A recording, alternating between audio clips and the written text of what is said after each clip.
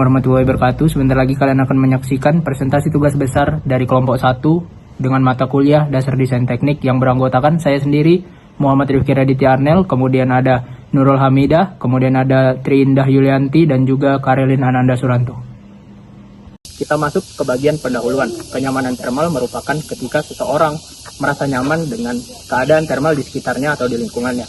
Menurut Standar Nasional Indonesia serta Standar ASHRAE Standar 55, kenyamanan termal itu dibagi menjadi tiga faktor. Yang pertama yaitu kecepatan aliran udara, yang kedua kelembapan relatif, dan yang ketiga ada suhu udara. Dari ketiga faktor tersebut, kecepatan aliran udara berperan sangat penting untuk proses pertukaran panas dari tubuh manusia menuju lingkungan, sehingga merasakan rasa nyaman. Untuk mengetahui kenyamanan termal, tidak cukup dengan hanya melihat suhu udaranya saja, karena dengan sirkulasi udara yang buruk akan menimbulkan rasa engap walaupun suhu udara sudah rendah. Oleh karena itu, dilakukan pengukuran menggunakan anemometer untuk menghitung tiga faktor tadi, apakah tiga faktor tersebut sudah memenuhi kenyamanan termal atau belum. Kegiatan ini merupakan bagian dari tugas besar terintegrasi dari mata kuliah Dasar Desain Teknik dan juga Probabilitas dan Statistika. Kegiatan ini bertujuan untuk agar mahasiswa mampu melakukan pengamatan secara lapangan, kemudian pengambilan data, dan yang terakhir itu dapat menganalisis hasil data tersebut dan menghasilkan suatu kesimpulan serta rekomendasi teknis berbasis dengan data. Rumusan masalah dibagi menjadi tiga. Yang pertama, karakteristik distribusi suhu dan kecepatan udara di ruang kelas pada kondisi jendela dan pintu tertutup. Yang kedua, kemampuan sistem pendingin mekanis dalam menjaga kestabilan kenyamanan termal terhadap pengaruh lingkungan termal seperti kelembaban tinggi. Yang ketiga, efektivitas sebaran aliran udara AC dalam menjangkau seluruh zona hunian pada lantai 2, 5, dan 7. Selanjutnya, tujuan penelitian. Yang pertama, menganalisis pola sirkulasi udara di ruang kelas pada saat ventilasi alami dinonaktifkan. Yang kedua, mengevaluasi performa sistem udara berdasarkan standar kenyamanan termal SNI 036572 2001 dan ASHRAE standar 55 PMP. Yang ketiga, memetakan distribusi termal secara spesial untuk mengidentifikasi potensi zona stagnan dalam ruangan. Selanjutnya, batasan masalah. Yang pertama, peneliti difokuskan pada parameter suhu udara kelembaban relatif atau RH dalam kecepatan udara lokal dari sistem AC. Yang kedua, kondisi cuaca dan lingkungan eksternal berada di luar kendali peneliti. Yang ketiga, titik pengukuran dibatasi pada ketinggian 1,1 sampai 1,2 meter dari lantai dan minimal 0,6 meter dari dinding sesuai ASHRAE standar 5,5. Selanjutnya, variabel personal ditetapkan konstan metabolisme 1,0 met dan isolasi pakaian 0,5 klo. Yang kelima, penelitian tidak mencakup persepsi subjektif penghuni melalui kuesioner atau wawancara. Untuk selanjutnya kita akan membahas metode dan juga desain eksperimen. Untuk yang pertama ada penentuan lokasi dan titik pengukuran, yaitu sampling lokasi. Kita mendapatkan lokasi di gedung Tongkon Nanas di lantai 2, 5, dan juga 7. Di setiap lantai itu kita akan mengukur di setiap 2 kelas. Nah, untuk selanjutnya jarak aman dari dinding sesuai standar ASHRAE 55, setiap titik ukur diletakkan dengan jarak minimal 0,6 meter dari dinding. Hal ini bertujuan untuk menghindari efek boundary layer atau radiasi permukaan dinding yang dapat mendistorsi suhu dan kecepatan udara murni ruangan. Nah, untuk selanjutnya itu grid penempatan. Jadi di satu ruang kelas itu dibagi menjadi 3 titik, yaitu titik depan, titik tengah, dan juga titik belakang.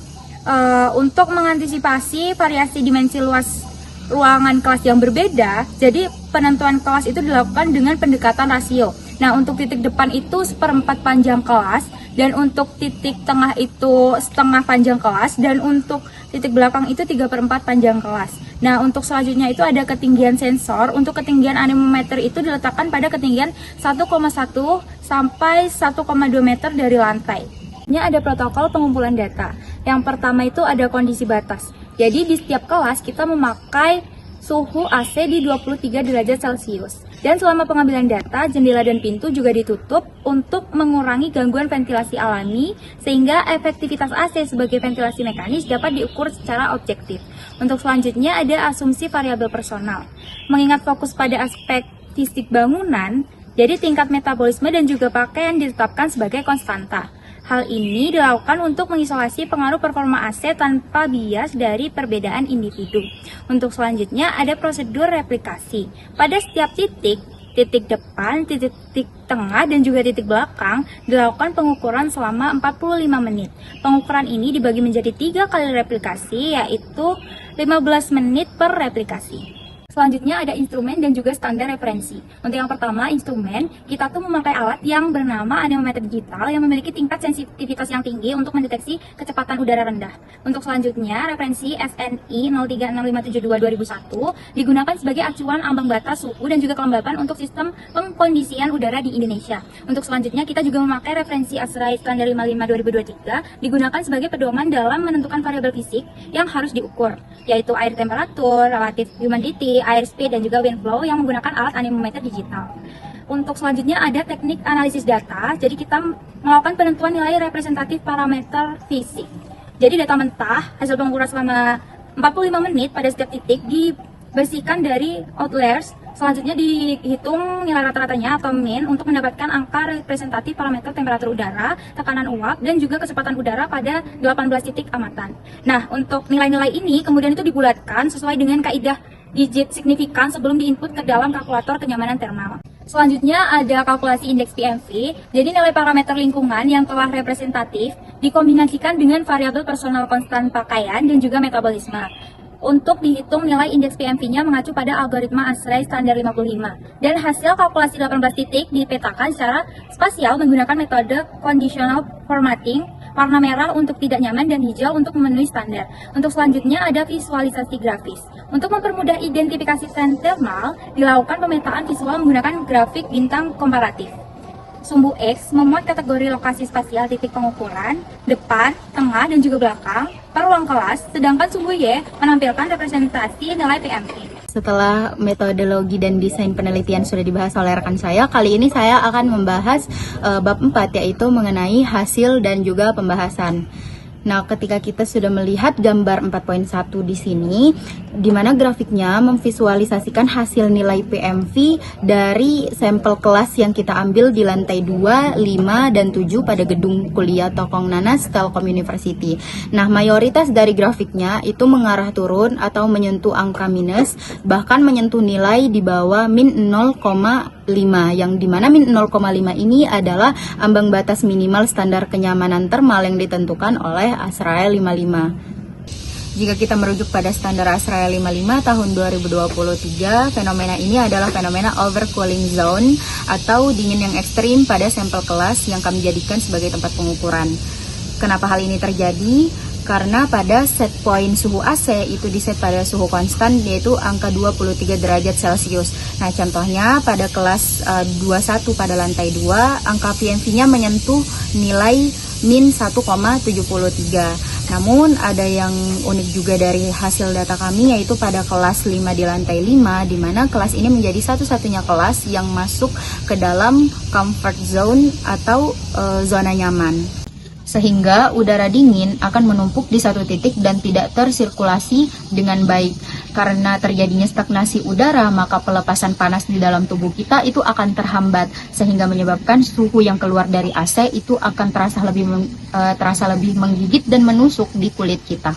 Spasial ini berhasil kita bedah berdasarkan analisis statistik deskriptif.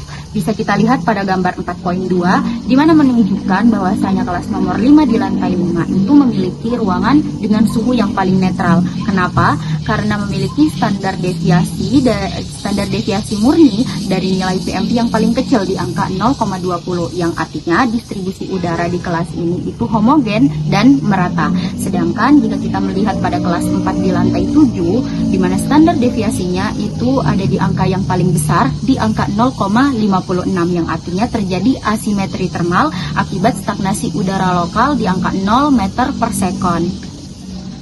Yang terakhir, nilai PMV yang anjlok ini juga disebabkan karena penginputan nilai konstanta aktivitas di angka 1,0 met atau posisi santai duduk mahasiswa, dan juga insulasi pakaian dengan nilai konstanta 0,5 CLO atau setara dengan kemeja tipis, yang dimana kemeja tipis ini otomatis akan gagal menahan gempuran suhu dalam ruangan yang diset pada suhu 23 derajat Celcius.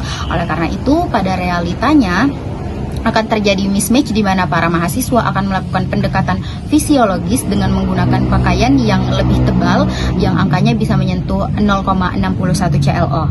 Dan secara matematis, jika kita memasukkan nilai insulasi pakaian yang lebih besar, barulah nilai PMV kelas juga akan bergeser naik ke atas dan kenyamanan thermal ideal itu akan tercapai. Terima kasih, sekian pembahasan dari saya. Berdasarkan eksperimen yang telah kami lakukan, dapat ditarik kesimpulan.